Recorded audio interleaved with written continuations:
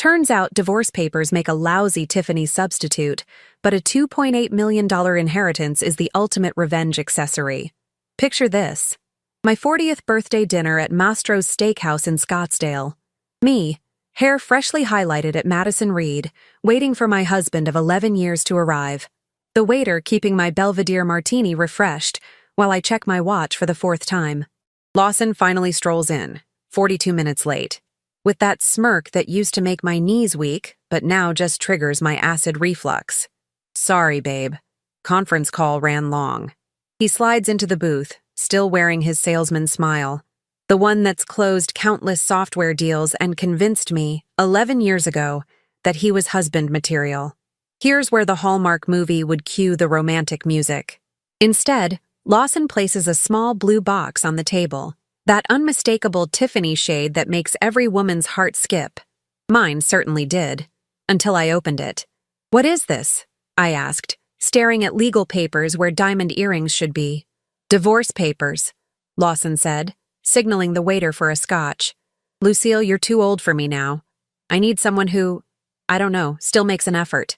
Makes an effort. I'm sorry. Was working 60-hour weeks as a financial analyst while he found himself through 5 failed startups not effort enough? Was keeping our credit score above 800 despite his Tesla impulse purchase not effort enough?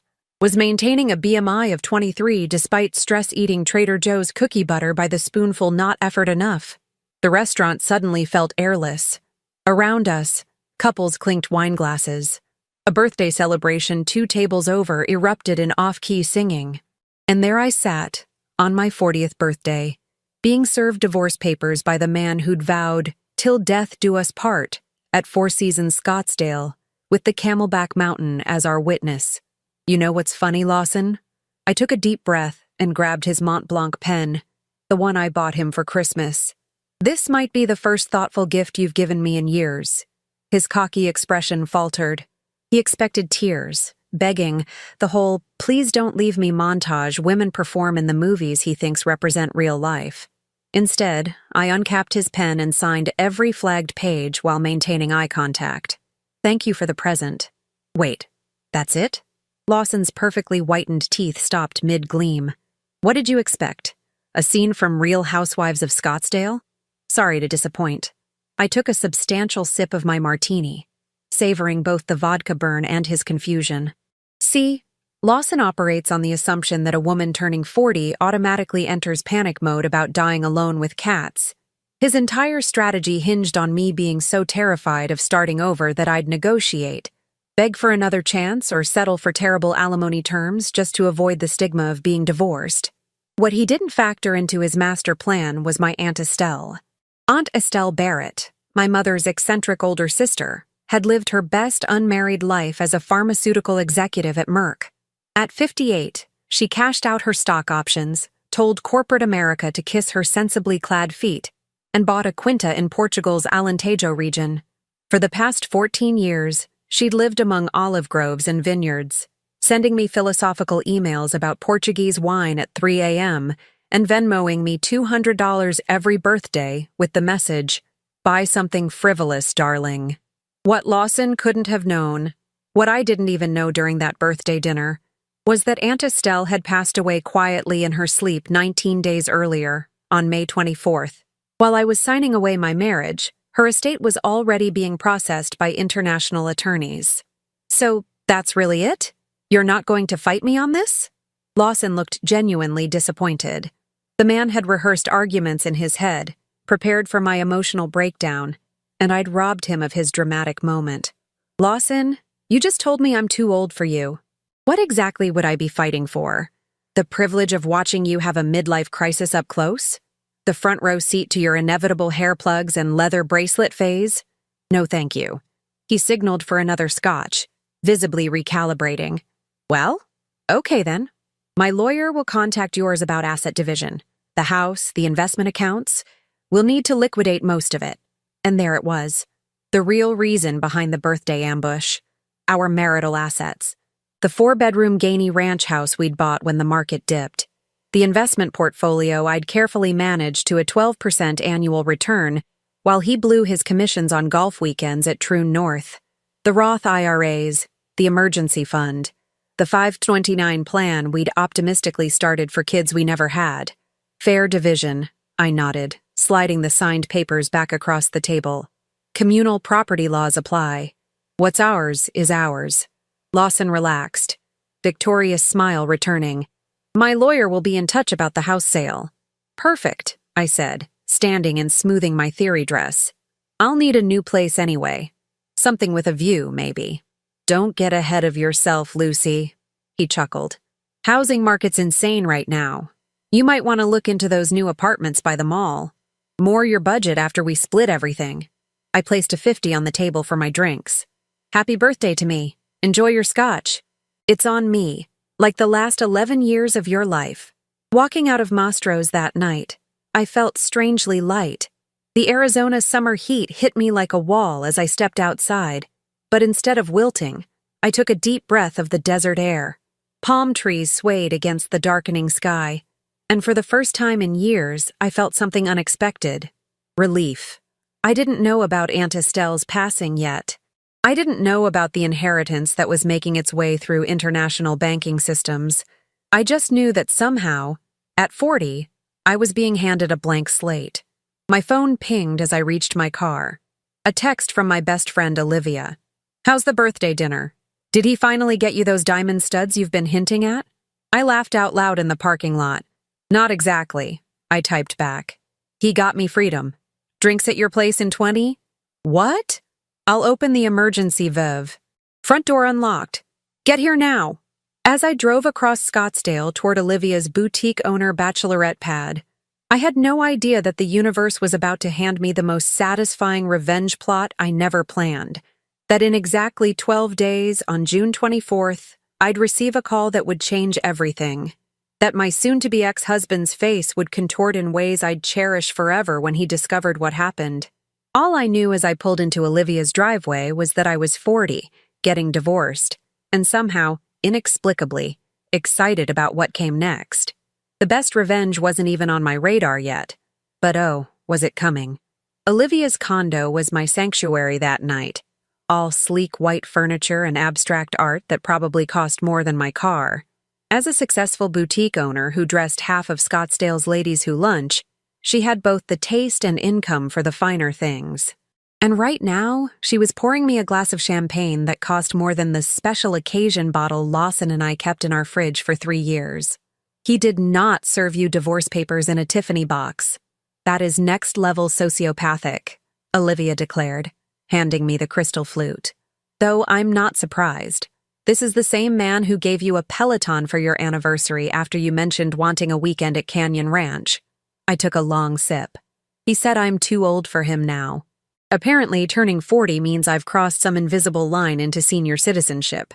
The audacity. Olivia's perfect blowout shook with indignation, especially considering he's balding faster than a tire on the I-17. What's his plan exactly? Trade you in for a 25-year-old SoulCycle instructor? Probably, I sighed. He's been making those comments lately. You know, wow, that waitress must still be in college. Or, don't you wish we had the energy of those hikers? Meanwhile, he gets winded carrying groceries from the garage. The champagne was hitting just right. That perfect buzz that makes everything slightly funny, even your life imploding.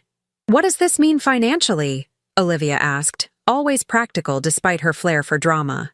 Arizona's a community property state, right? Yep. 50-50 split of everything acquired during marriage. The house, investments, his 401k growth, my pension contributions. 11 years of accumulation down the middle. And you're the financial analyst, she pointed out. You literally handled all your investments. Ironic, isn't it? I've spent a decade optimizing our portfolio while he bought golf clubs that cost as much as a used car. I refilled my glass. But hey, rules are rules. Half is fair. Fair? After you financially carried him through those startup disasters? Remember Snackmate? The app that was supposed to connect people with leftover restaurant food? Olivia snorted. You funded that catastrophe. Snackmate was just one of Lawson's entrepreneurial phases between sales jobs.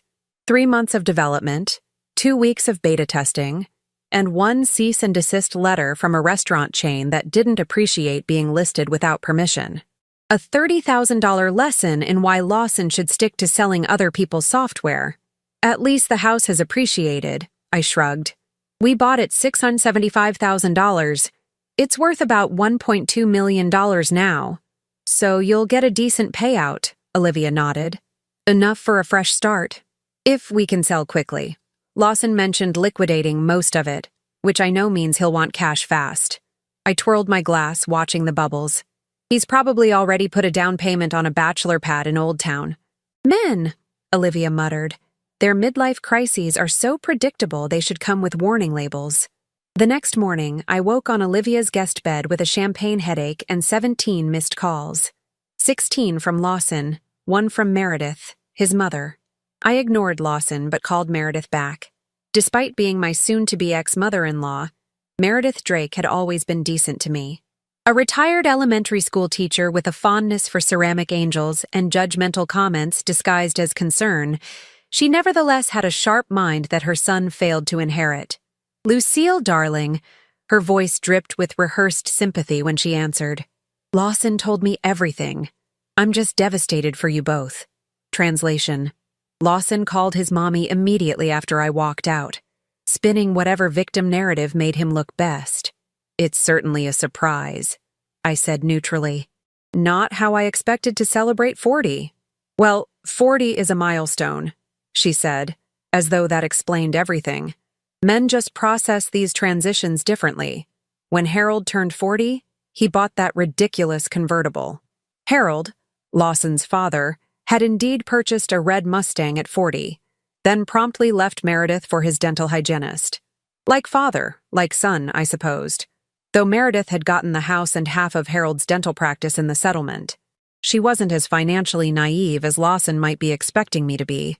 "Meredith, I appreciate the call, but I'm still processing everything." Of course.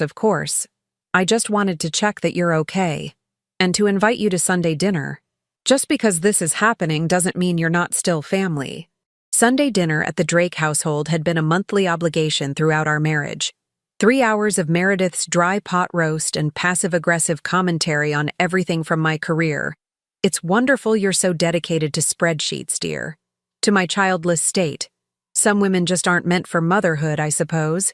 That's very kind, but I'll need to pass this time." "Nonsense," she insisted. "I won't take no for an answer. Lawson will be there too. You two need to demonstrate that adults can handle these situations maturely." And that's how, 3 days after being served divorce papers, I found myself sitting across from my soon-to-be ex-husband at his mother's formal dining table, slicing into overcooked beef while Pachelbel's Canon played softly from hidden speakers. "Lucille," Lawson nodded stiffly when I arrived. He wore his client meeting navy blazer and had clearly gotten a fresh haircut, strategically styled to cover the thinning spot at his crown. "Lawson," I replied, handing Meredith a bottle of her favorite Chardonnay. "Thanks for having me, Meredith."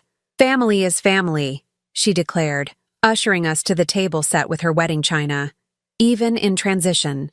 The first 20 minutes were excruciating small talk about Meredith's garden club and the new pastor at her Presbyterian church. Then came the ambush.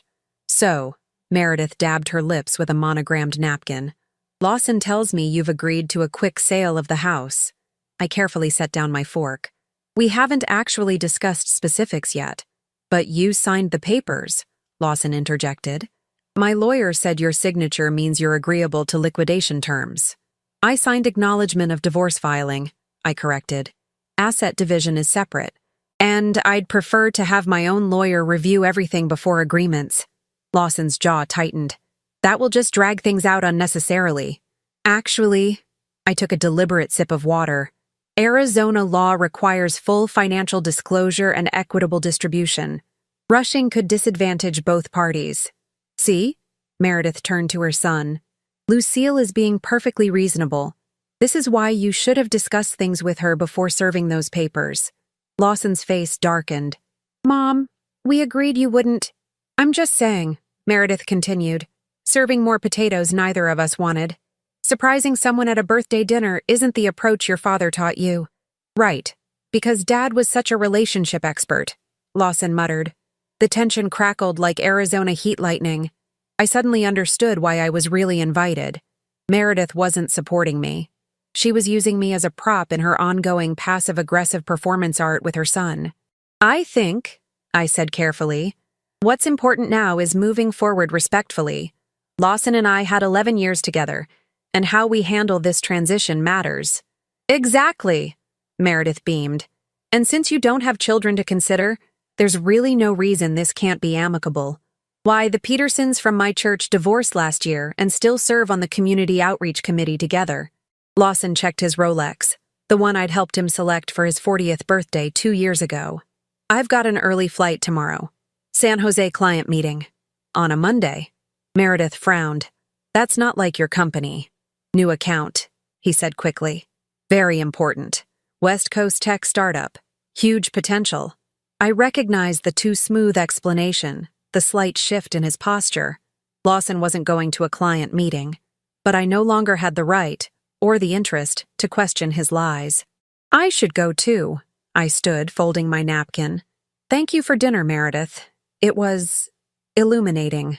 As I left the Drake family home that evening, my phone pinged with an email notification. The subject line made my heart skip. Urgent. Estate of Estelle Barrett. Beneficiary notification. I sat in my car, parked under the jacaranda tree that shed purple blossoms onto the hood, and opened the email.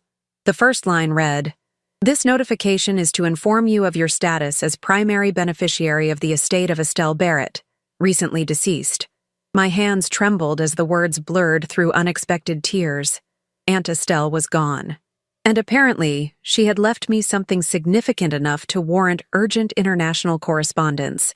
Little did I know, as I drove home through Scottsdale's perfectly manicured streets, that my aunt's final gift would be the ultimate cosmic justice, arriving with timing so perfect it would make even Shakespeare's plot twists seem heavy-handed by comparison. The next morning, I called in sick to work for the first time in 3 years.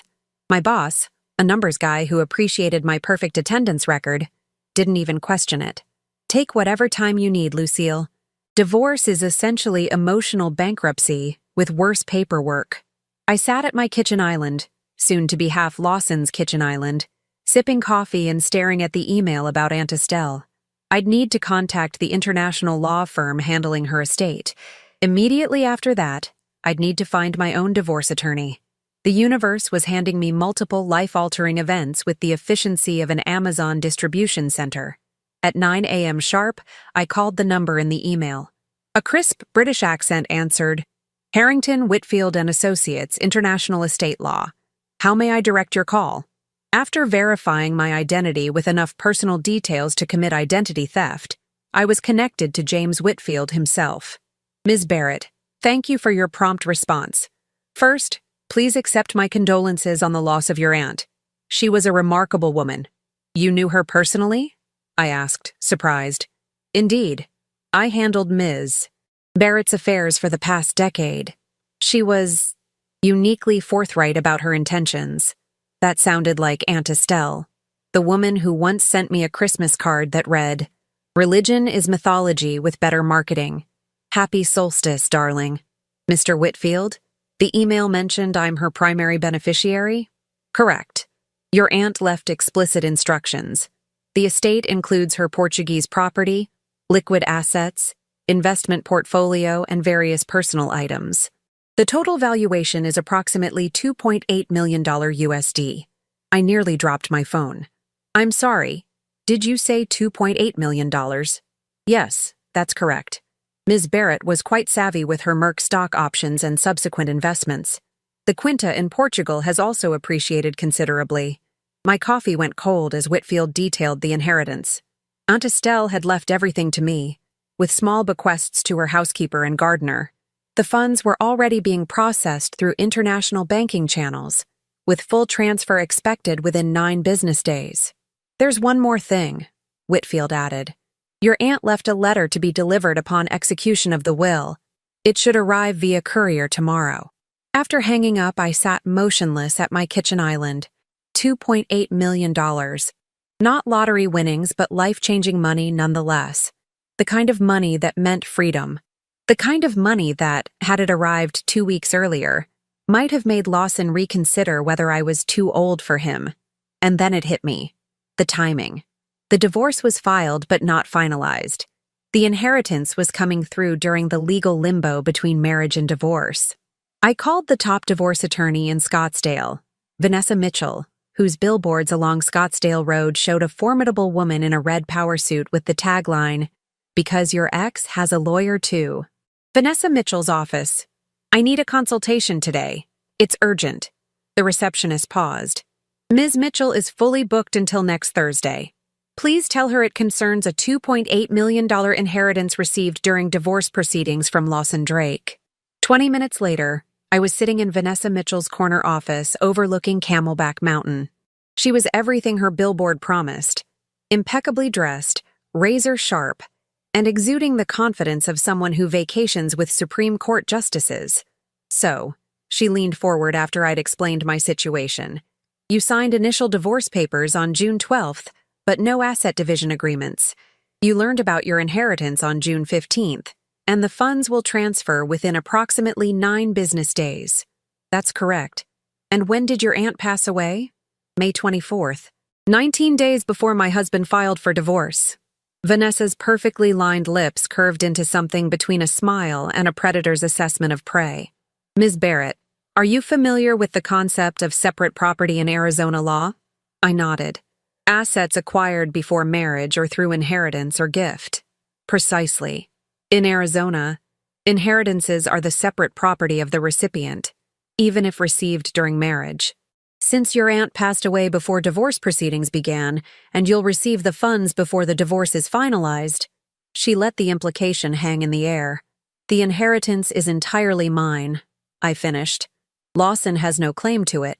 "Not a penny," Vanessa confirmed. "Now, had you commingled these funds, depositing them into joint accounts, using them to pay off joint debts or making joint purchases, they could be considered converted to marital property. But as long as you maintain strict separation, I'll open new accounts at a different bank," I promised. "Excellent." Vanessa made notes in an embossed leather portfolio. "Now, regarding the marital assets, the house, investments, retirement accounts, those will still be subject to equitable distribution, but your inheritance remains untouchable." I left Vanessa's office with a $5,000 retainer agreement and something I hadn't expected, a strategic advantage. Lawson didn't know about Aunt Estelle. He didn't know about the $2.8 million. And legally, I wasn't obligated to disclose inheritances as part of marital assets. The next day, a courier delivered a thick cream envelope with Portuguese stamps. Inside was a handwritten letter on Estelle's personalized stationery, dated just 2 months earlier.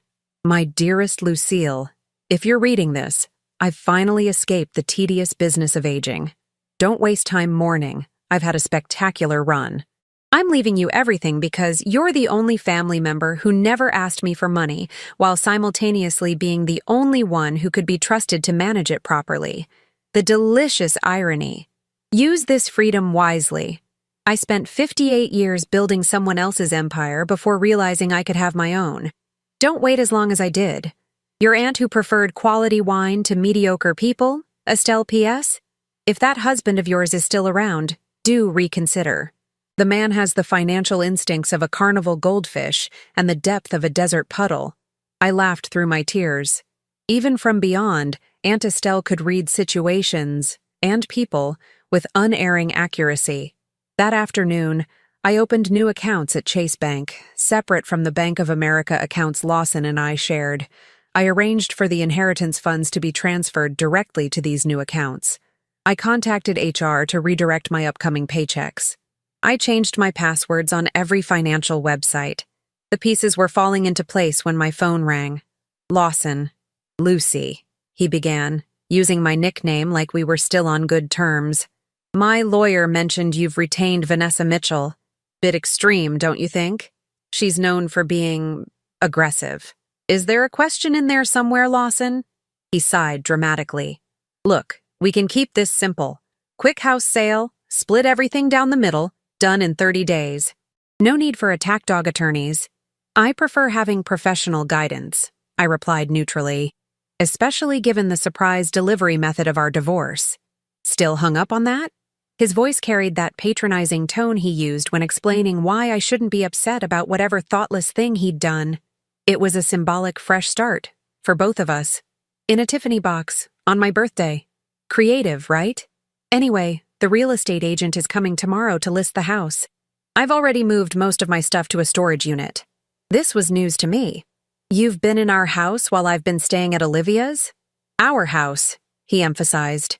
And yes, it's still half mine until sold. I need my golf clubs and winter clothes. Oh, and I took the Peloton. Figured you weren't using it anyway. The Peloton I'd used exactly twice before, realizing I preferred actual outdoor cycling. The 2,195 stationary bike that had been his passive-aggressive commentary on my turning 39. Fine, I said, secretly thrilled that he'd taken items of minimal financial value. But no more unannounced visits. And we need to agree on listing price and terms before anything goes on the market. Whatever, Lawson dismissed. My flight to San Jose got changed. Gotta run. After hanging up, I drove home, still technically our marital home, and surveyed the situation. Lawson had indeed taken his clothes, golf equipment, and the Peloton, leaving conspicuous empty spaces throughout the house. But he'd left the valuable art we'd collected, the antique desk from his grandfather, and oddly, all the framed photos of us, now turned face down on shelves and tables like tiny tombstones marking our dead relationship. As I stood in my master bedroom, my phone pinged with an email from Ryan Palmer, Lawson's colleague at the software company. The subject: thought you should see this. The attached photo showed Lawson at what appeared to be a rooftop bar, arm around a young blonde who most definitely wasn't a client. The location tag read, San Jose, CA, and the timestamp was yesterday, during his very important client meeting. Sorry to be the messenger, Ryan's email read, but after he bragged about how he handled things with you, I figured you deserved the truth.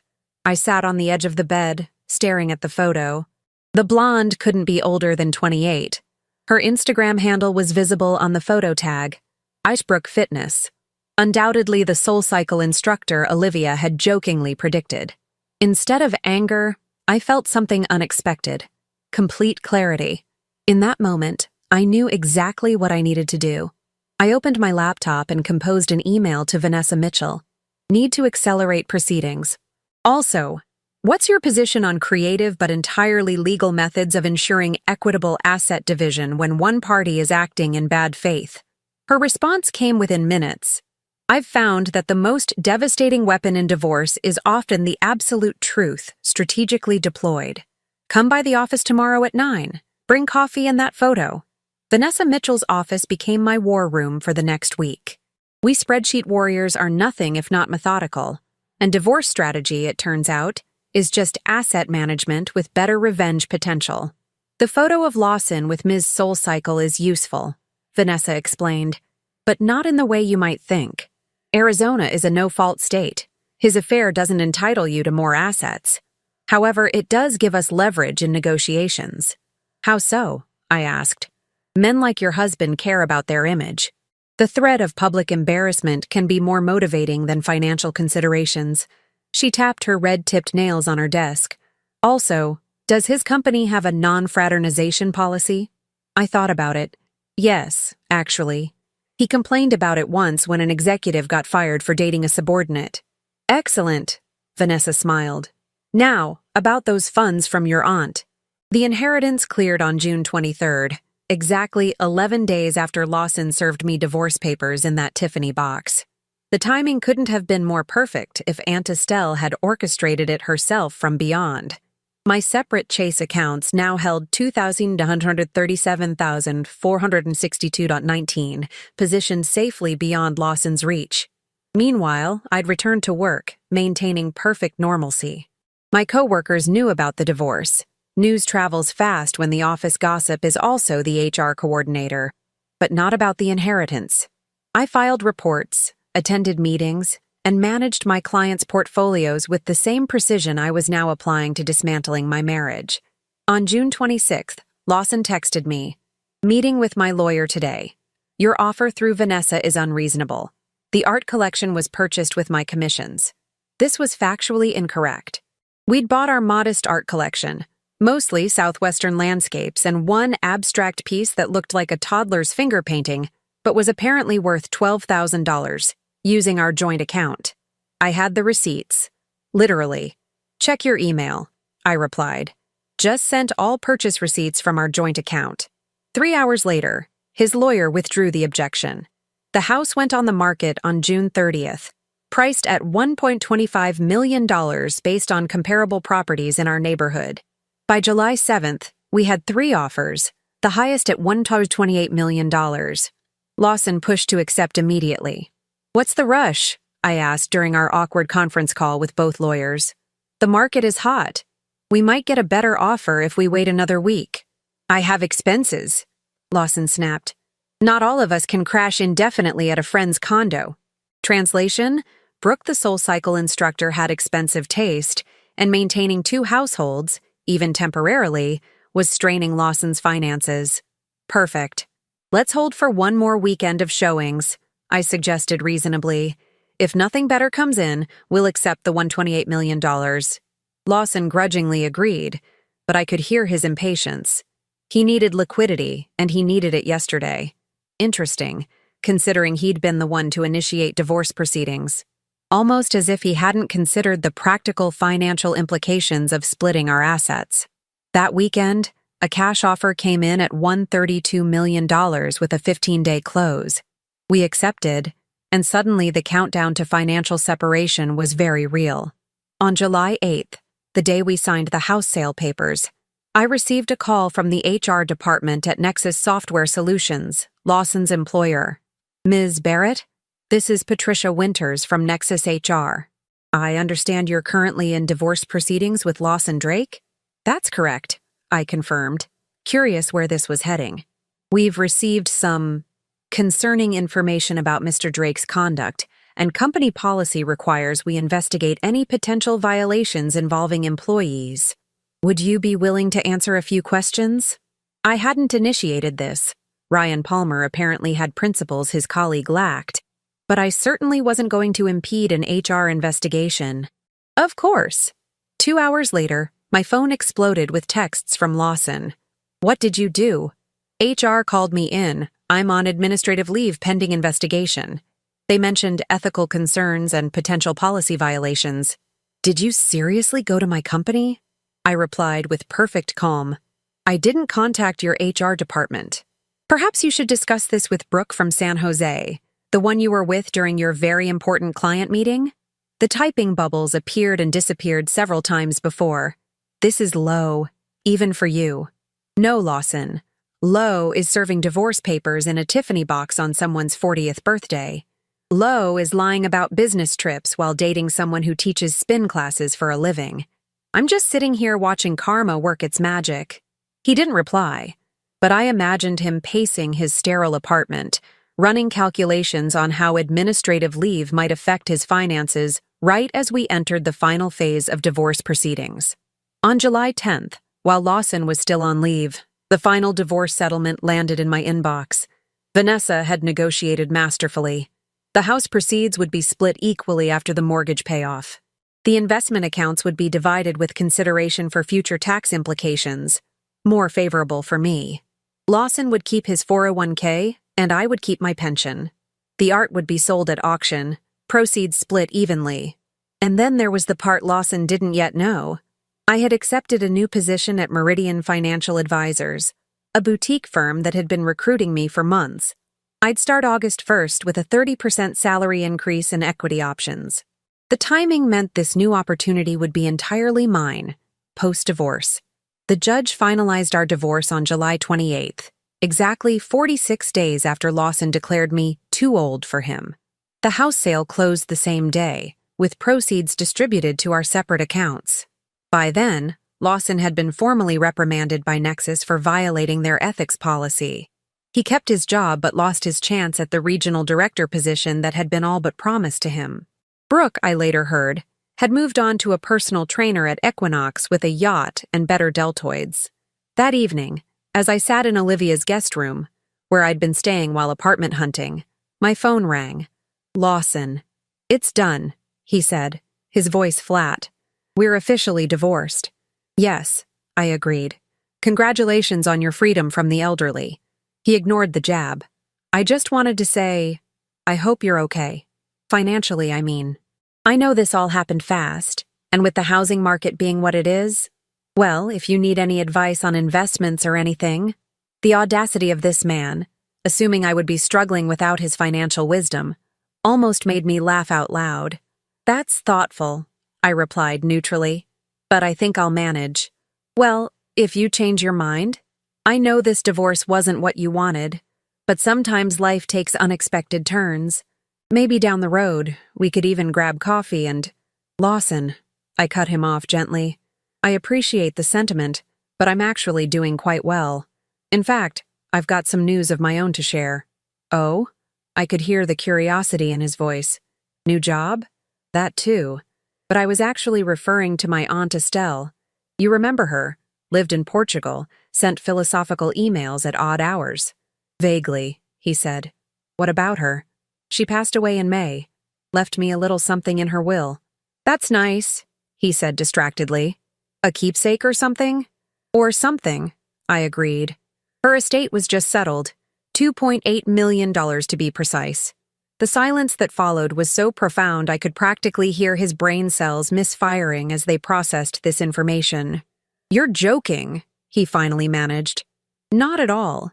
The funds cleared on June 23rd. Entirely separate property, of course, since inheritances aren't subject to division in Arizona. My attorney made sure everything was properly documented." Another long pause. "So when I served you the papers, I had no idea," I finished for him. "Timing is everything, isn't it? By the way, I've purchased a loft in downtown Scottsdale. Fantastic views of Camelback Mountain, the kind of place that's perfect for someone embarking on their fabulous 40s. I could almost hear his mental calculations. How long he would have needed to work to accumulate that kind of wealth. How different our divorce negotiations might have been had he known. How thoroughly he had miscalculated. "I should go," he said finally, his voice strained. "Early meeting tomorrow." "Of course. Best of luck with everything, Lawson." As I ended the call, I felt no malice, no bitter triumph, just the peaceful satisfaction of a spreadsheet where all the numbers finally add up correctly. 6 months can change everything. Half a year after being deemed too ancient for my husband at the decrepit age of 40, I've discovered that life after divorce is less about surviving and more about thriving with spectacular vindication. My downtown Scottsdale loft has floor-to-ceiling windows that frame Camelback Mountain like nature's own masterpiece. At sunset, the desert light bathes everything in gold, including the custom Italian marble kitchen island where I enjoy my morning coffee while reviewing investment portfolios. Not bad for a woman supposedly on the downhill slide of life. Meridian Financial has been everything I hoped for professionally. My client list has grown by 37% since I started, partly because it turns out that women with significant assets prefer financial advisors who won't explain compound interest to them like they're explaining colors to a toddler. My boss recently mentioned partnership track, which would make me the youngest female partner in the firm's history. Apparently, 40 isn't quite ready for the retirement home after all. Last week, while having lunch at the Henry, I ran into Meredith Drake, former mother-in-law and champion of overcooked beef. She was with her church group, all sensible haircuts and designer handbags that cost more than their grandchildren's college funds. "Lucille!" she exclaimed with the enthusiastic horror of someone spotting a ghost at a garden party. "You look wonderful." Translation: "You were supposed to wither away into bitter spinsterhood after my son discarded you." "Meredith, what a surprise. How are you?" "Managing," she sighed dramatically. "Lawson is in California now. Did you hear? Regional sales position with a startup. Very promising. Regional sales position is corporate code for demoted, but we let him keep his title." The startup part explained why he'd recently listed his Rolex on eBay, the one I'd helped him pick for his 40th birthday, now apparently sacrificed to maintain appearances during a cash flow crisis. "That's nice," I replied politely. "Please give him my best." I will. She nodded, then leaned in conspiratorially. You know, he and that young woman didn't work out. She wanted children, and Lawson, well, he's always been career-focused. Career-focused. The euphemism people use when they mean emotionally unavailable with questionable financial planning skills. Children require sacrifice, I agreed neutrally. Not everyone is built for that. She glanced at my designer watch, a small indulgence from my inheritance, and pristine blazer. You seem to be doing well for yourself. I am. I smiled. Life has a funny way of working out exactly as it should. As Meredith returned to her church friends, I thought about how narratives shift. In her version, Lawson was still the golden son making power moves in California. In reality, according to LinkedIn, which I may occasionally check during moments of professional curiosity, he was selling enterprise software for a company with more buzzwords than clients, living in a one-bedroom apartment in Fresno. Meanwhile, Olivia had officially become my business partner. We'd used part of my inheritance to open Sage Financial Boutique, a financial advisory service specifically for women navigating major life transitions. Divorce, widowhood, career changes, inheritance, all the moments when women suddenly find themselves with money to manage and a chorus of men eager to manage it for them. Our tagline, because your wealth deserves better than mansplaining. We launched 3 months ago and already have a waiting list. Turns out financial literacy marketed with empathy and zero condescension fills a significant market gap. Who knew? Last month, Ryan Palmer, Lawson's former colleague who'd tipped me off about the SoulCycle affair, became our technical advisor. He'd left Nexus after reporting Lawson's ethics violation, unwilling to work for a company that merely reprimanded, rather than fired someone for lying to clients and HR. His integrity made him perfect for our team. The other day, Ryan mentioned that Lawson had reached out to him on LinkedIn, suggesting they reconnect since bygones should be bygones. Ryan left him on read. A modern punishment so beautifully passive-aggressive, it deserves its own category of revenge. People often ask if I'm dating again. The answer is yes, occasionally, but with the luxurious selectivity of someone who doesn't need a relationship to validate her existence or fund her lifestyle. I had dinner last week with a cardiologist who reads poetry and makes his own pasta. Next weekend, I'm meeting an architectural engineer for hiking and brunch. Dating in your 40s, it turns out, has a refreshing lack of games when you approach it with absolute financial independence and zero desperation. The most surprising thing about this entire journey isn't the money or the career success. It's the realization that Lawson's rejection, that Tiffany blue box of divorce papers, was actually the universe's way of repositioning me for something far better. Sometimes the things we think will destroy us are actually setting us free. Sometimes a husband telling you you're too old is the universe telling you you're too settled. And sometimes, just sometimes, karma arrives with perfect timing and a $2.8 million check from a wine-loving aunt who saw your potential long before you did. Aunt Estelle's letter is framed in my home office now. I read it whenever I need a reminder that life's most spectacular plot twists often arrive disguised as catastrophes. The last time Lawson texted me was 3 weeks ago. Heard about your new business venture. Very impressive. Coffee sometime to catch up? I waited 24 hours before responding. Thank you, but my schedule is quite full these days.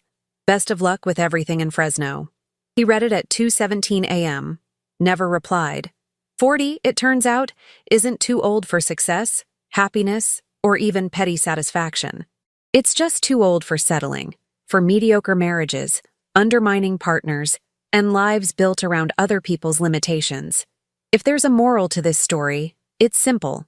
Sometimes the most valuable assets in your portfolio are the ones you can't see until everything else is stripped away. Your resilience, your intelligence, and your capacity for reinvention. Oh, and having a rich aunt who thinks your ex-husband has the financial instincts of a carnival goldfish doesn't hurt either. You know that feeling when your entire marriage dissolves at a red light? Yeah, me neither. Until that Thursday afternoon on Oak Street when I watched my husband of 12 years walk out of an apartment building I'd never seen before, while a very pregnant blonde waved at him from the third-floor window like he was her personal hero returning from war. Hi, I'm Vera, 38 years old, divorce attorney, and apparently the world's biggest idiot. Let me paint you the picture. There I was, sitting in my Lexus, waiting for the light to change, mentally rehearsing my closing argument for the Henderson case, when I see Graham, my Graham, the man who claims he can't remember where we keep the coffee filters, confidently exiting 1247 Oak Street Apartments. He's carrying what looks like groceries, organic ones, from Whole Foods. The man who thinks Costco is too bougie was shopping at Whole Foods for someone who wasn't me. But wait, it gets better. This blonde goddess couldn't be more than 26, leans out the window, one hand on her very obvious baby bump, the other blowing him a kiss. And Graham? Graham looks up at her with this smile I haven't seen in approximately 4 years. The smile he used to give me before we became two strangers who occasionally shared a bed and argued about whose turn it was to take out the trash. The light turned green. I didn't move. Cars behind me started honking. I still didn't move. Because my brain was doing this funny thing where it was trying to convince me I was seeing things. Maybe Graham had a long-lost sister. Maybe he was doing charity work for pregnant single mothers. Maybe I'd finally snapped from too many years of listening to cheating spouses lie under oath. A guy in a pickup truck yelled something about learning to drive. I flipped him off, very mature, I know, and pulled into the Target parking lot across the street. My hands were shaking. My heart was doing this weird stuttering thing, and somewhere in the back of my mind, the part that had spent 15 years obliterating unfaithful husbands in court was whispering, "Oh, honey, you know exactly what this is." Here's the thing about being a divorce attorney. You think you're immune to this stuff. You think you can spot the signs a mile away. Lipstick on the collar? Please, that's amateur hour. Suspicious credit card charges? Child's play. Late-night work emergencies? I literally wrote the playbook on spotting those red flags. But Graham? Graham was smart, or so I thought. He'd watched me dismantle enough marriages to know all the tricks. He knew I checked credit card statements. He knew I noticed when he came home smelling different. He knew I'd question every late night and every unexplained absence. What he didn't know, what he couldn't have possibly known, was that 6 months ago, I'd installed cameras in his car. Not because I suspected anything, mind you. Houston has this delightful problem with catalytic converter thieves. Our neighborhood had been hit 3 times in 2 months. Our insurance company practically begged us to install security measures. So I got cameras for both our cars. Front-facing, rear-facing, interior-facing. The works? 24/7 recording, uploaded to the cloud, accessible from my phone. Graham thought it was excessive, but agreed because, well, his BMW was his baby, and the thought of someone stealing parts off it physically pained him. Sitting in that Target parking lot, hands still trembling, I pulled out my phone and opened the app for his car camera. I'd never actually checked the footage before. Why would I? But now I needed to know if what I'd just seen was a one-time thing, or if my marriage had been a joke for longer than I wanted to admit. I scrolled back through the footage, past this morning's commute, past yesterday, past last week. 2 months ago, Graham's car parked outside 1247 Oak Street. Stay duration, 4 hours. 6 weeks ago, same location. Stay duration, overnight. 1 month ago, same location. Multiple visits per week. My stomach dropped somewhere around my feet. The app timestamped everything. GPS located everything. Recorded everything. Every single visit to that apartment building. Every lie about working late at the office. Every guy's night that was actually a romantic dinner date captured on the dash cam as he drove to some restaurant I'd never heard of. I watched footage from 3 weeks ago where he stopped at a baby boutique. A baby boutique. My husband, who'd told me for 5 years that we should wait a bit longer before trying for kids because his real estate business was too demanding, was shopping for baby clothes. With her, the blonde goddess from the window. The footage showed them laughing, holding up tiny onesies, his hand on her stomach, feeling the baby kick. The baby that was clearly, obviously, devastatingly his. I sat in that parking lot for 20 minutes, watching my marriage die in high-definition cloud-stored video. And here's the crazy part. I didn't cry. I didn't scream. I didn't have a breakdown. Instead, I started laughing. Like full-on cackling in my car like some kind of supervillain who just figured out the hero's weakness. Because the universe had just handed me the most beautiful gift a divorce attorney could ask for. Ironclad, time-stamped, video-documented evidence of infidelity. Graham had spent 12 years married to a woman who'd built her entire career on destroying cheating spouses in court, and he'd just handed me enough ammunition to take him for everything he had. But I'm getting ahead of myself. Let me back up and tell you how we got here. Because this story gets so much better. Graham and I met 14 years ago at a real estate convention in Dallas. I was there representing a client in a messy property dispute divorce. He was there trying to network and expand his business. We met at the hotel bar. Cliché, I know, and hit it off immediately. He was charming, ambitious, funny. He made me laugh. He made me feel seen. All the things you're supposed to feel when you meet the one. We got married 2 years later in a beautiful ceremony in Austin. Nothing too fancy, just family and close friends. My parents loved him. His parents loved me. We bought a house in a nice neighborhood in Houston. The kind with good schools and HOA meetings that people actually attended. The kind of place where everyone knows everyone, and you can't take your trash cans in late without getting a passive-aggressive note from the neighbors. Graham's real estate business took off. My law practice flourished. We were the power couple, the ones who had it all figured out. We went to neighborhood block parties and smiled for photos. We hosted Thanksgiving and made small talk about interest rates and property values. We were living the dream. Except somewhere along the way, the dream became a routine. The routine became monotony. And the monotony became this. I should have seen it coming. Looking back now, the signs were all there, hidden in plain sight like some kind of twisted scavenger hunt. The way he started working late, more frequently about 8 months ago. The new cologne he suddenly wore, because the old one was discontinued. The gym membership he actually started using after 3 years of it being a very expensive keychain decoration. But I was busy. I had cases, clients, court dates. I had a career that demanded my attention. And honestly, I'd gotten comfortable, complacent. I'd fallen into the trap I'd seen 1,000 times in my office, thinking that because I could spot infidelity in others, I'd magically be immune to it myself. Spoiler alert, I wasn't. So there I was, sitting in a Target parking lot, having just watched my husband's secret life unfold on my phone screen, and I had a choice to make. I could confront him immediately, scream, throw things, make a scene. I could call him right now and demand answers. Or I could do what I do best. I could build a case. I drove home in a daze, but not the crying, mascara-running, country song kind of daze.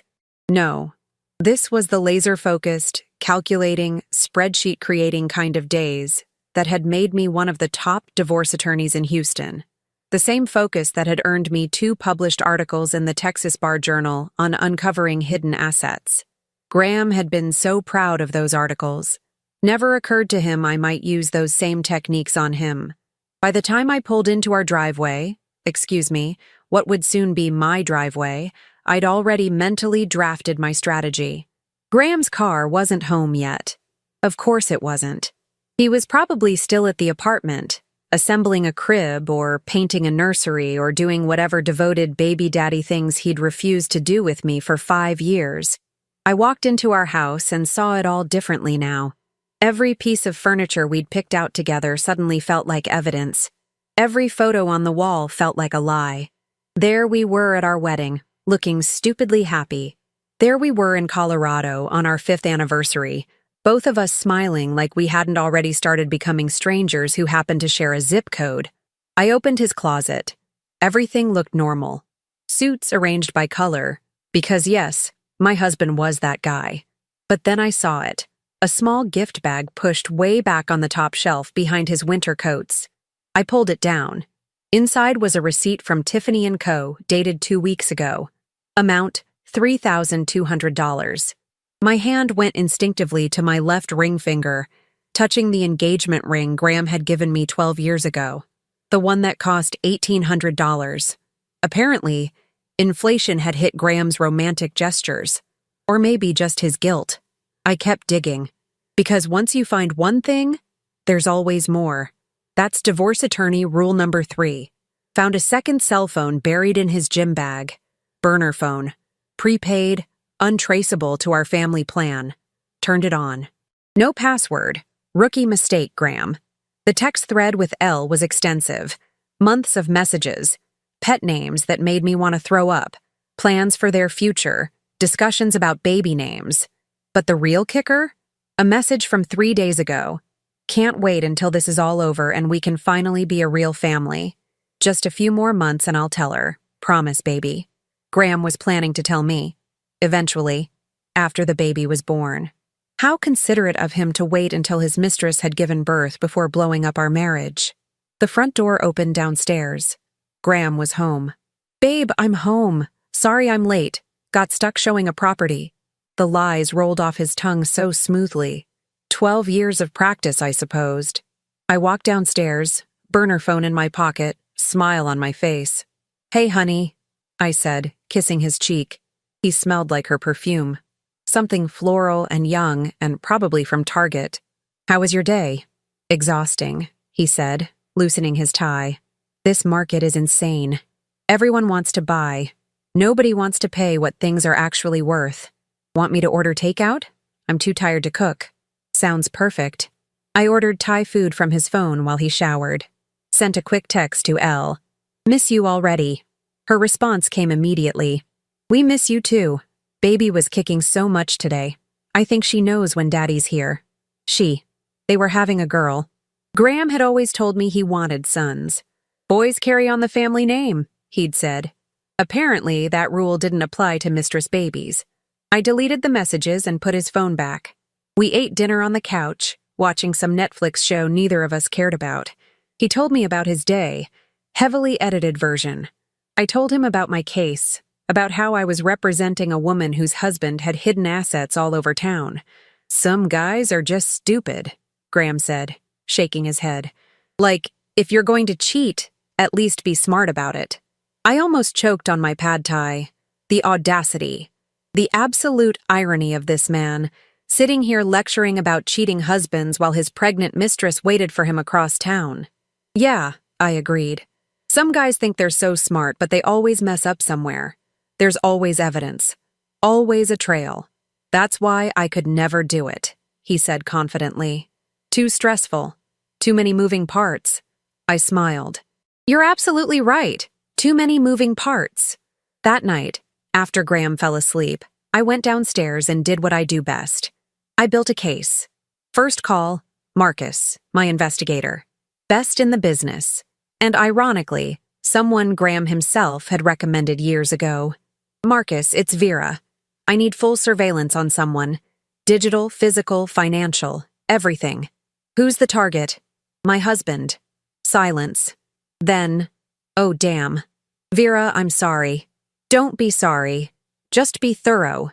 1247 Oak Street Apartments, 3rd floor. Woman named Lacey, approximately 26, approximately 7 months pregnant. I need everything. I'm on it. Second call. Patricia, forensic accountant. If Graham had been moving money, she'd find it. By 2 a.m, I had an army assembled. By 3, I had accessed every bank statement, every credit card charge. By 4, I'd found it. The investment property Graham had told me about 6 months ago. The apartment at 1247 Oak Street.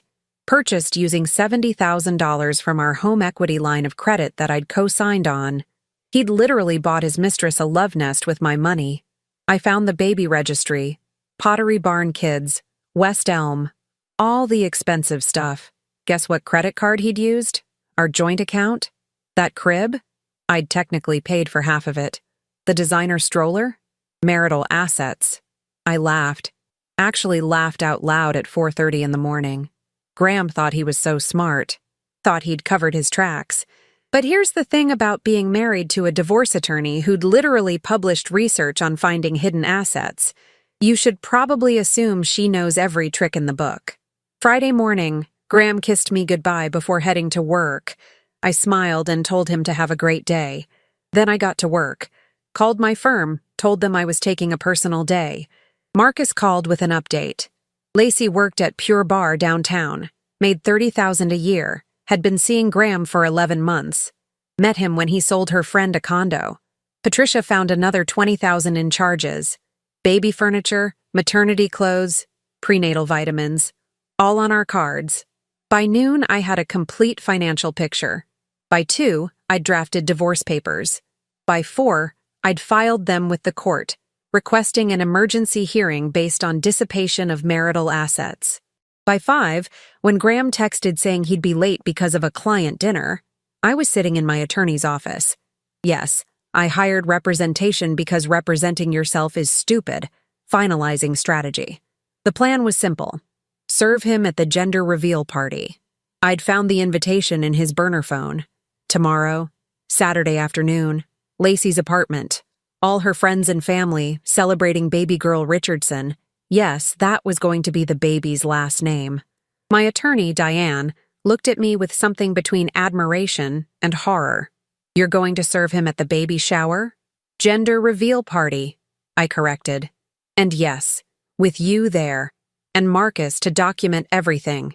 Vera, that's brutal. Diane, he spent my money on his mistress's baby. He bought her an apartment with our home equity. Brutal doesn't even begin to cover what he deserves. She smiled. The emergency hearing is set for Monday of next week, 10 days from now. Judge Morrison, you'll have time to gather every piece of evidence, make it airtight. It's already airtight. But yes, let's make it absolutely devastating.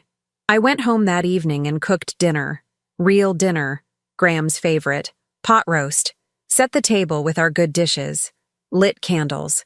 Put on the dress he'd always loved.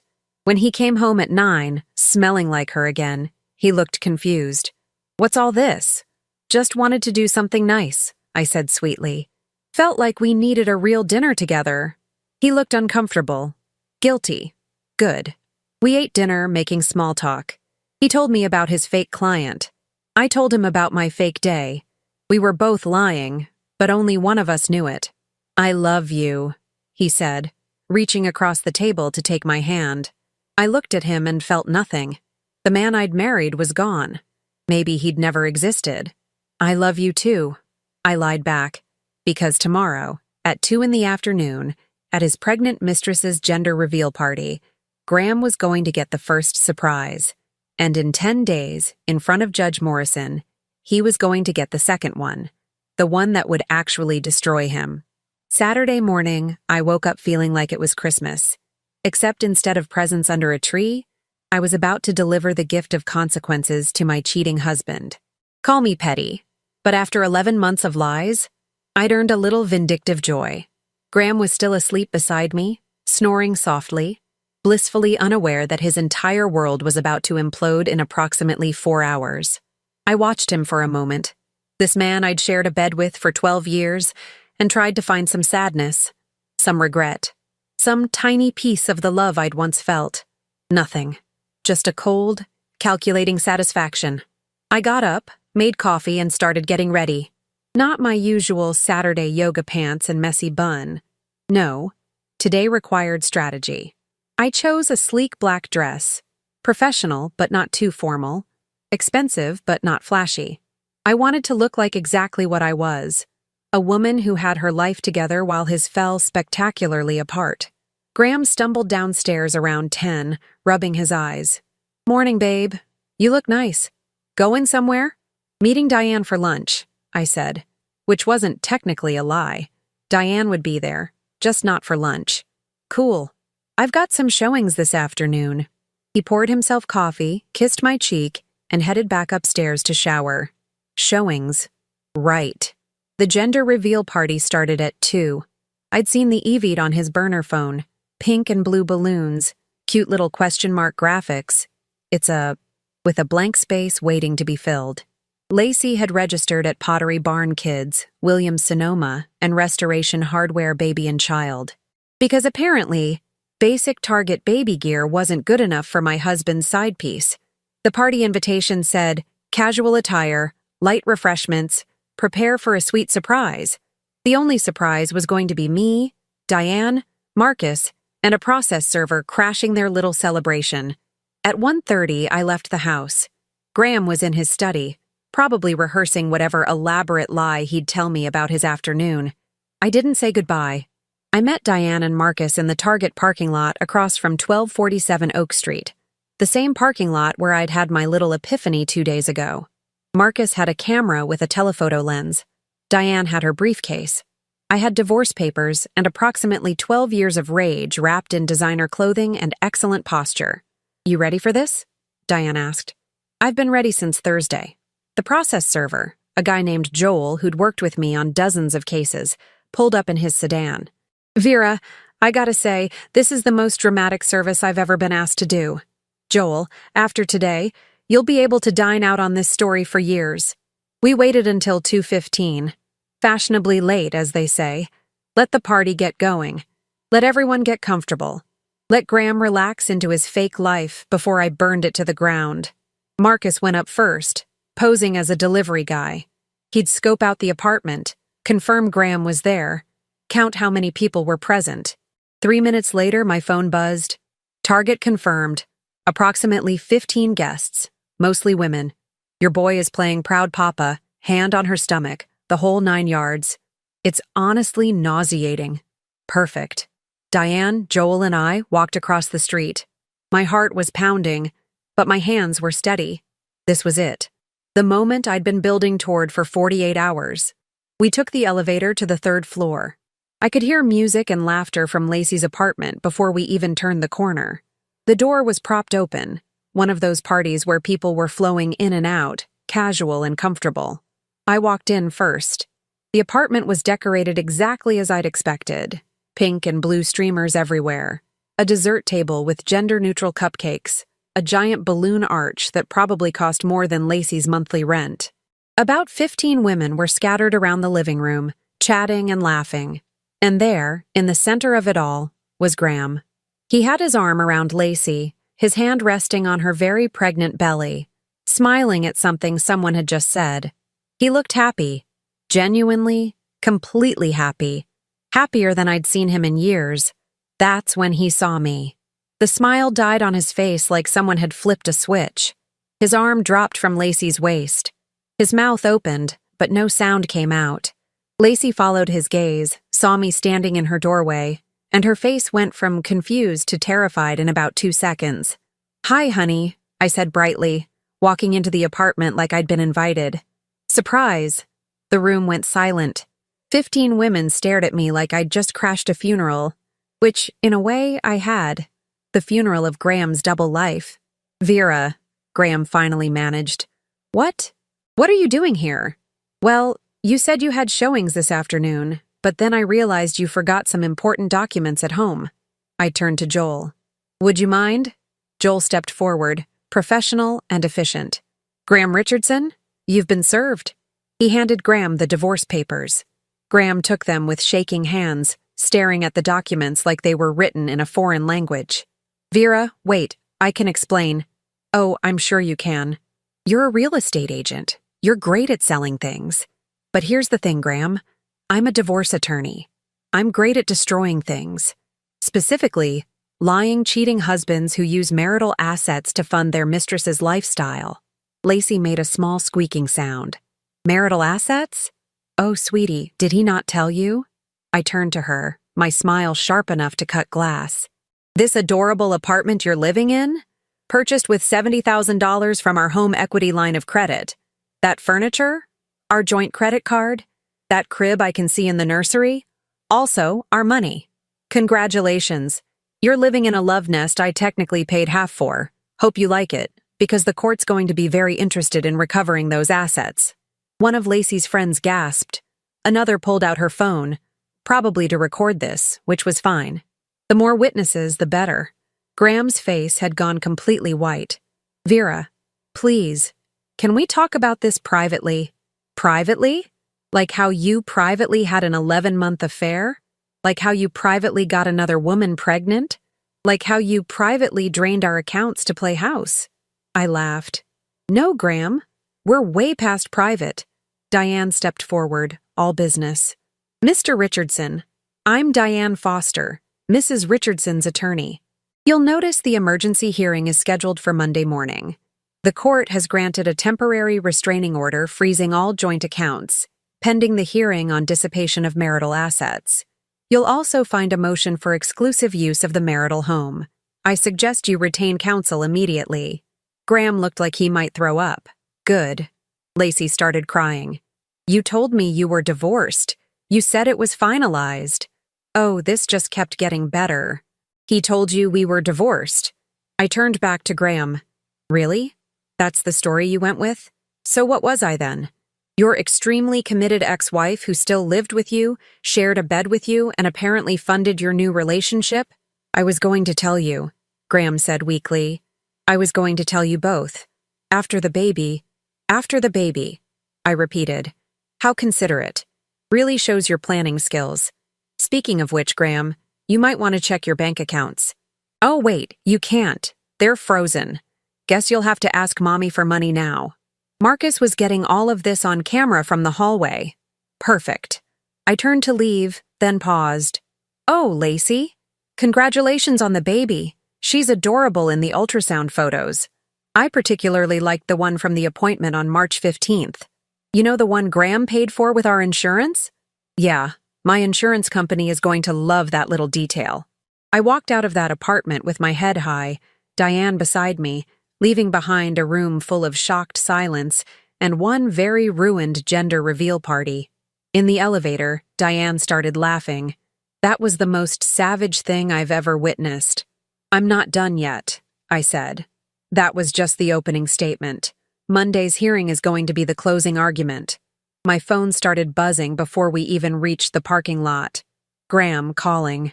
I declined. He called again. Declined again. Then came the texts. Vera, please. Let me explain. This isn't what you think. I love you. I blocked his number. Marcus was waiting by his car, grinning. Got everything on video. This is going to look beautiful in court. Send it to Diane by tonight. And Marcus? Bill him, not me. Add it to the list of marital expenses. I drove home, to my house, which would legally be mine by the end of next week if Diane had anything to say about it, and finally let myself feel it. Not sadness, not grief, just pure, righteous satisfaction. Graham had spent 11 months thinking he was smart enough to juggle 2 lives, thinking I was too busy, too trusting, too oblivious to notice. He forgot who he married. Monday morning arrived like the season finale of my favorite show, except I was the star, the writer, and the executive producer. I woke up at 5, went for a run, showered, and put on my best courtroom suit, the navy Armani that made me look like I could bankrupt someone just by looking at them, which, coincidentally, was exactly the plan. Graham had spent the weekend blowing up my blocked number, showing up at the house, our house, which he couldn't enter thanks to the restraining order, and generally spiraling. I knew this because Diane had forwarded me the increasingly unhinged emails his hastily retained attorney had sent. My personal favorite was the one claiming I was emotionally unstable and had ambushed him at a private family gathering. Private family gathering. That's what we were calling affair baby showers now. The emergency hearing was scheduled for 9. I arrived at the courthouse at 8:30, coffee in hand, evidence binder under my arm. Diane was already there, reviewing notes. Marcus had delivered a thumb drive with every piece of video footage, every receipt, every transaction. We had bank statements, credit card records, GPS data from Graham's car cameras, text messages from the burner phone, and my personal favorite, a full accounting of every penny he'd spent on Lacey over the past 11 months. Total damage, $94,632 of marital funds that I'd earned half of. Graham showed up at 8:50 with his attorney, some guy named Richard who looked like he'd been pulled out of a golf game and told to handle this mess. Graham looked terrible. Unshaven, wrinkled suit, eyes bloodshot. He'd clearly had a rough weekend. Good. We entered the courtroom. Judge Morrison presiding. I'd appeared before her dozens of times. She was fair, no nonsense, and had exactly 0 patience for cheating spouses who played financial games. Mrs. Richardson, she said, nodding at me, I've read your emergency motion. Mr. Richardson, I've read your response. Let's get started. Diane stood. Your Honor. This is a straightforward case of marital asset dissipation. Mr. Richardson conducted an 11-month extramarital affair, during which he systematically diverted marital funds to support his paramour and their expected child. We have extensive documentation. She pulled up the first exhibit on the courtroom monitor, the apartment purchase at 1247 Oak Street. $70,000, withdrawn from a home equity line of credit both Graham and I had signed. Mr. Richardson told my client this was an investment property, Diane continued. In reality, it was purchased as living quarters for his mistress, Ms. Lacey Porter. Richard stood. Your Honor, my client made an investment decision. An investment decision? Judge Morrison raised an eyebrow. Counselor, did your client disclose to his wife that this investment property was occupied by a woman he was romantically involved with? Richard sat down. No, Your Honor. Continue, Ms. Foster. Exhibit 2. Credit card statements. Diane highlighted charge after charge. Pottery Barn Kids, Williams-Sonoma, Tiffany & Co., that $3,000 purchase that still made my blood boil. Prenatal appointments billed to our insurance. A maternity photography session. Baby furniture. A breast pump, for crying out loud. Your Honor, Mr. Richardson spent $94,632 of marital assets on his affair and the resulting pregnancy. This represents approximately 40% of the couple's liquid savings. Judge Morrison looked at Graham like he was something she'd scraped off her shoe. Mr. Richardson, did you disclose any of these expenditures to your wife? Graham stood shaking. Your Honor, I made mistakes, but that's not what I asked. Did you disclose these expenditures? No, Your Honor. Did you tell your wife you were having an affair? No, Your Honor. Did you tell your wife you got another woman pregnant? No, Your Honor. Did you use marital funds your wife earned through her employment, to support this other relationship? Graham's jaw clenched. Yes, Your Honor. Judge Morrison made a note. Ms. Foster, what are you seeking? Immediate reimbursement of the dissipated funds, exclusive use of the marital home, which my client has been locked out of since Saturday, possession of the marital vehicle in her name, and a ruling that the apartment at 1247 Oak Street be sold and proceeds returned to the marital estate. Your Honor, Richard protested weakly. Ms. Porter is 7 months pregnant and living in that apartment. Mr. Richardson should have considered that before using his wife's money to house his mistress, Judge Morrison said coldly. Here's what's going to happen. Mr. Richardson, you have 72 hours to vacate the marital home. Mrs. Richardson gets exclusive use pending the final divorce decree. The apartment will be listed for sale immediately. Proceeds will be held in escrow until the divorce is finalized. All joint accounts remain frozen except for a monthly allowance of $2,000 for Mrs. Richardson's use. Mr. Richardson may petition for access to his separate accounts, if he has any. Graham's face went gray. He didn't have separate accounts. Everything was joint. Furthermore, the judge continued, I'm ordering Mr. Richardson to repay $47,316 to the marital estate within 90 days, half the dissipated amount. If he cannot pay, a lien will be placed on his future earnings. Your Honor, Richard said desperately, my client has ongoing financial obligations. He should have thought of that before he decided to fund a second household. This hearing is adjourned. We walked out of that courtroom and I swear I was floating. Diane was grinning like she'd just won the Super Bowl. Behind us, I could hear Richard trying to explain to Graham that, yes, this was really happening, and no, there wasn't much they could do about it. Graham caught up to me in the hallway. Vera, please, can we just talk? I stopped, turned, looked at him. About what, Graham? About how you lied to me for 11 months? About how you spent our money on another woman? About how you bought her a $3,000 ring while I'm still wearing the $1,800 one you gave me 12 years ago? I never meant to hurt you. You just meant to lie, cheat, steal, and get someone else pregnant while we were married. But hurt me? No, that was just an unfortunate side effect. I love you. You love me? I laughed. Graham, you don't even know what that word means. You love yourself. You love having options. You loved having a stable wife at home while you played house with a younger model across town. But me? You haven't loved me in years. You just didn't want to give up the comfortable life I helped you build. His eyes were wet. What am I supposed to do now?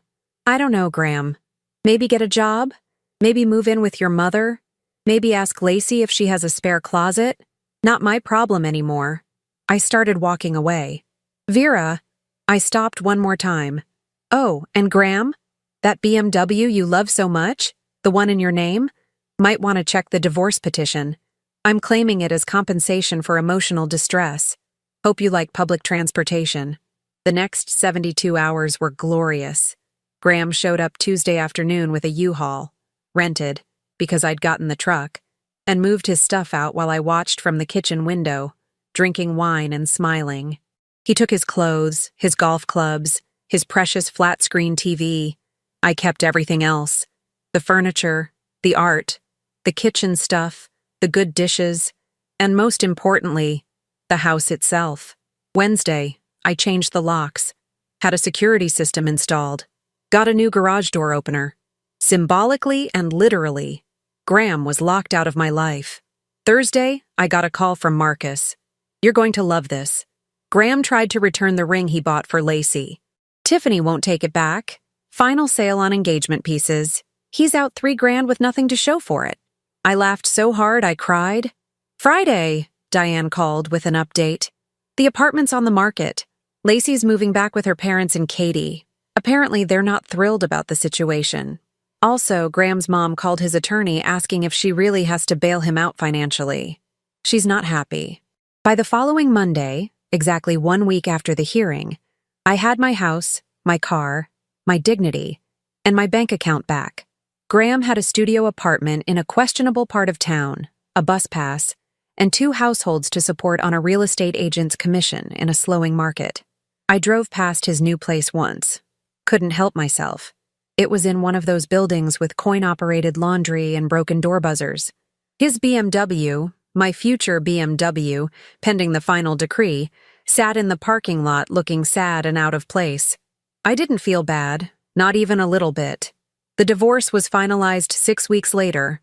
I got the house, valued at $850,000. I got half his retirement account. I got spousal support for 5 years. I got the BMW. I got our dog, Chester, who Graham had suddenly decided he wanted, probably out of spite, but the judge noted that I'd been Chester's primary caregiver for 7 years. Graham got visitation rights with a dog and child support obligations for a baby that wasn't even born yet. Lacey had her baby in late November, a girl, 7 pounds, 3 ounces. I know because it showed up on my Facebook feed. Apparently, we still had mutual friends who couldn't resist the drama. The birth announcement was notably lacking in any mention of Graham. Interesting. Last I heard, Graham was working overtime trying to make enough commission to cover his court-ordered payments, his rent, and diapers. Lacey was living with her parents, posting Instagram stories about single mom strength and toxic relationships.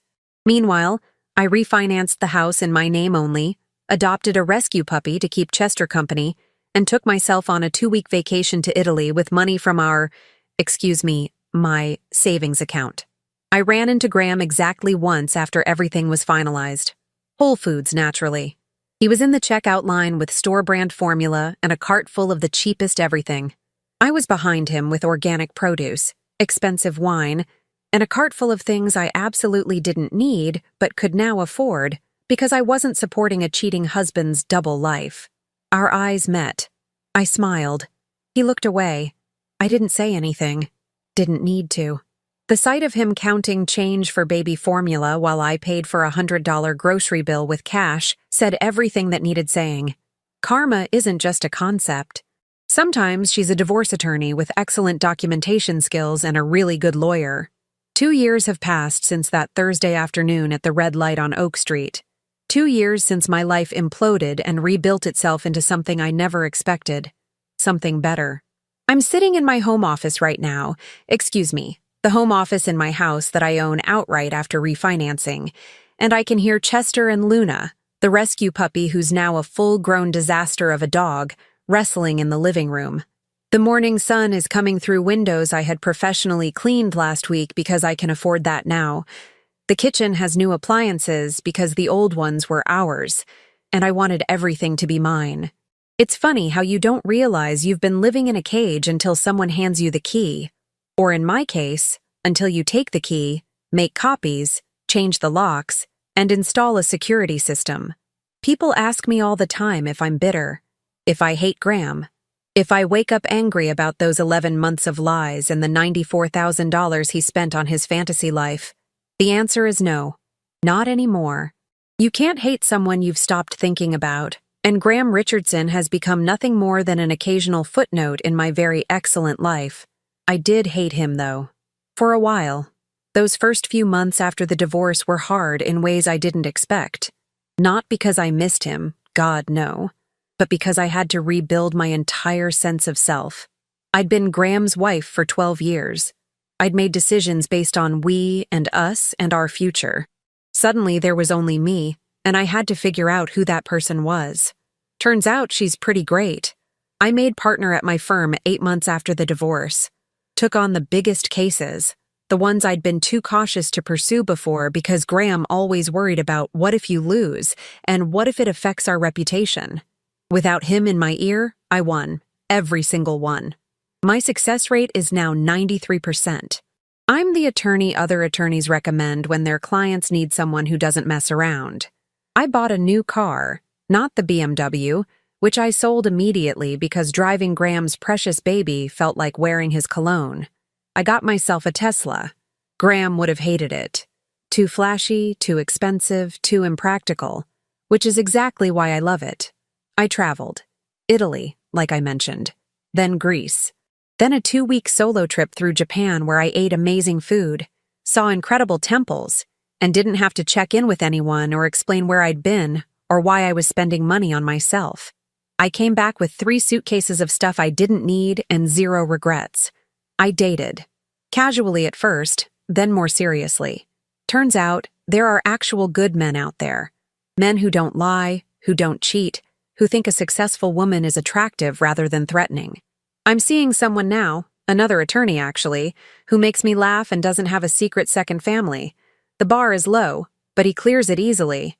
As for Graham, last I heard, and I only hear through the neighborhood gossip chain I pretend not to listen to, he's still struggling. The real estate market recovered, but his reputation didn't. Turns out, when you're known as the guy who got demolished by his divorce attorney wife, people don't exactly trust you with their biggest financial transactions. Who knew integrity mattered in business? He and Lacey lasted about 8 months after the baby was born. Apparently, playing house is a lot less fun when you're broke, stressed, and realizing that the person you cheated with is probably capable of cheating on you too. Shocking development. Truly. Lacey's doing fine, from what I can tell from her Instagram, which I checked exactly once out of curiosity, and never again because I have better things to do. She moved on, found someone else, seems happy. Good for her, genuinely. She was 26 and stupid, not malicious. Graham was the one who lied to both of us. The baby, Maisie they named her, is adorable in photos. She has Graham's eyes. I feel nothing about this except a vague hope that she grows up to be smarter than her father. Maybe she'll become a divorce attorney. Wouldn't that be poetic? Graham's mother called me once, about 6 months after everything finalized. She apologized. Said she'd raised him better. Said she was ashamed of what he'd done. I told her I appreciated it, but she didn't owe me an apology for her adult son's choices. We had coffee. She's actually lovely. We still meet up occasionally. Graham hates it. My parents were supportive throughout everything, though my dad did say, I never liked him, approximately 40 times, which was both annoying and validating. My mom kept asking if I was eating enough, which is universal mom language for, are you surviving this nightmare? I was. I am. The house feels different now, lighter. I repainted, got rid of the safe, beige Graham insisted on, and went with deep blues and warm grays. Hung art I actually like instead of the generic landscapes he picked out. The guest room became a library because I've always wanted a library and never had one because Graham thought it was pretentious. I got a cat. Chester was thrilled. Please note sarcasm. Luna thinks the cat is her best friend. The cat thinks Luna is an idiot. They've worked it out. I hosted Thanksgiving last year for the first time in my newly decorated, fully mine house. My parents, my brother and his family, some friends from work. It was loud and chaotic and perfect. Nobody asked about Graham. Nobody pitied me. I wasn't the divorced one or the betrayed wife. I was just Vera, hosting a great party in her beautiful home. Here's what I learned from all of this. Betrayal is a gift wrapped in the worst possible paper. You don't see it at first. You just see the pain, the humiliation, the loss. But underneath is freedom you didn't know you needed. I was comfortable in my marriage. Comfortable is dangerous. Comfortable makes you complacent. Comfortable keeps you in situations that stopped serving you years ago because change is scary and the known is easier than the unknown. Graham did me a favor. He forced me out of comfortable and into terrifying, and terrifying turned into thriving. I'm not grateful to him. Let's not get carried away. But I'm grateful for the outcome. I'm grateful for the life I built from the wreckage. I'm grateful I had the skills, resources, and support system to not just survive but to win. Not everyone gets that. I know how lucky I am. Do I wish I'd figured it out sooner? Sometimes. I look back at the signs I missed and cringe a little. But I was busy being a good wife, a good partner, a good team player. I was doing what I was supposed to do. Graham was the one who broke the rules. Would I do anything differently? Maybe I would have installed those car cameras for actual security reasons sooner. But honestly, no. Everything happened exactly as it needed to. The universe handed me evidence at the exact moment I was ready to use it. I saw a quote somewhere that said, "The best revenge is living well." That's nice and all, but incomplete. The best revenge is living well and making sure they know about it. Which is why when I ran into Graham at Whole Foods, I made sure my cart was full of expensive everything, and I paid in cash while he counted change for formula. Petty? Absolutely. Satisfying? Incredibly. I'm not a saint. I'm a woman who got betrayed, got angry, got even, and got on with her life. In that order. No regrets. Sometimes late at night, when the house is quiet and the dogs are asleep and I'm sitting in my library with a glass of wine, I think about that moment at the red light. That split second when everything changed. When I could have driven home, confronted him immediately, had a screaming match, and let him control the narrative. Instead, I waited. I planned. I documented. I executed. I won. That's the difference between reacting and strategizing. Between being a victim and being a victor. Graham thought he was smart enough to juggle two lives. He thought I was too busy, too trusting, too naive to notice. He underestimated me. Men do that a lot. They underestimate women. They assume we're not paying attention. They think we're emotional and irrational and unable to think strategically when we're hurt. They're wrong. I'm living proof they're wrong. So here's my advice, completely unsolicited. If you think your partner is cheating, trust your gut. Then verify. Then document. Then lawyer up before you confront. Emotion is powerful, but evidence is everything. And if you're the one thinking about cheating, don't. Just don't. Get a divorce like an adult. Because if you cheat on a divorce attorney, you deserve everything that's coming to you. I sleep well at night. In my house. In my bed. With my dogs and my cat and my extremely well-organized financial records. Graham probably doesn't. That's not my problem. Last month, I got an email from a woman who'd heard about my case through the legal community grapevine. She was going through something similar. Husband, affair, hidden spending. She asked if I had any advice. I told her what I'm telling you.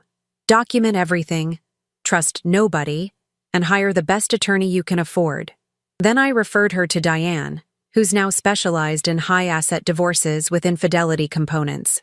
We've become quite the team. Graham created a monster. Or maybe he just revealed one that was there all along. Either way, I'm good with it. My name is Vera. I'm 40 years old. I'm a partner at Houston's top family law firm. I own a beautiful home, drive an excellent car, have amazing friends, and wake up every day grateful that a red light on Oak Street showed me exactly who I'd married. Some people get lemons and make lemonade. I got betrayal and made a career upgrade, a real estate victory, and a life I actually want to live. If you see me at Whole Foods with my expensive groceries and my satisfied smile, that's why. And if you see Graham counting change in the checkout line, well, that's also why.